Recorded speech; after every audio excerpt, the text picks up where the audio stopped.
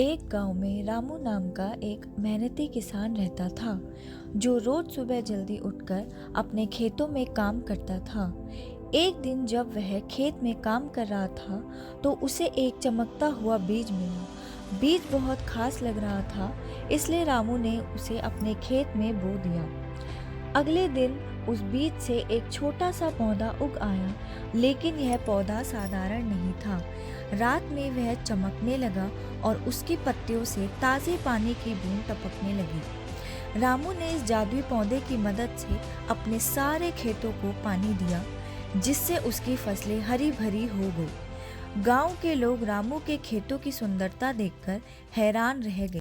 लेकिन एक रात जब रामू अपने खेत की रखवाली कर रहा था, उसने देखा कि जादुई पौधा धीरे धीरे मुरझा रहा है।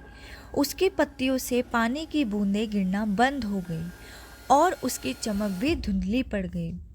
रामू चिंतित हो गया और पौधे के जड़ के पास कुछ खोदने लगा। अचानक उसे एक काला बीज मिला जो साधारण बीज से बिल्कुल अलग था। यह बीज काले रंग का था और इसके चारों ओर एक अजीब सी आभा थी।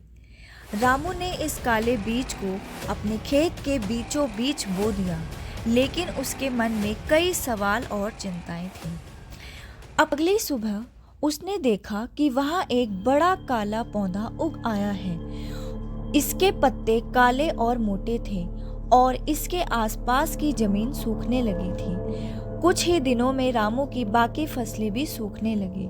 अब रामू को समझ में आ गया कि यह काला पौधा उसकी फसलों के लिए हानिकारक है।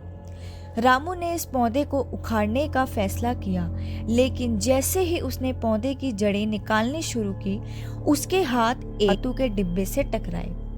डिब्बा खोलते ही रामू को एक पुराना पीला कागज और एक मोटा ताबीज मिला। कागज पर लिखा था, इस ताबीज को काले पौधे के स्थान पर रख दो, लेकिन याद रखना तुम्हें अपनी सबसे गहरी इच्छा का त्याग करना होगा। रामू ने काले पौधे को उखाड़कर ताबीज को उसके स्थान पर रख दिया और इंतजार करने लगा। अगली सुबह रामू ने देखा कि काले पौधे की एक सुंदर और बड़ा पेड़ उग आया है, जिसके तने से सुनहरी धारा बह रही थी। लेकिन रामू को एक अजीब सी कमजोरी महसूस हुई। उसे समझ में आया कि उसकी सबसे गहरी इच्छा साधारण और शांतिपूर्ण जीवन अब खो चुकी है। रामू ने पेड़ से मिलने वाले सोने को गरीबों में बांट दिया और पेड़ के नीचे एक छोटी सी झोपड़ी बनाकर साधारण जीवन जीने लगा। उसने महसूस किया कि असली खुशी धन दौलत में नहीं, बल्कि भीतर की शांति और संतोष में है।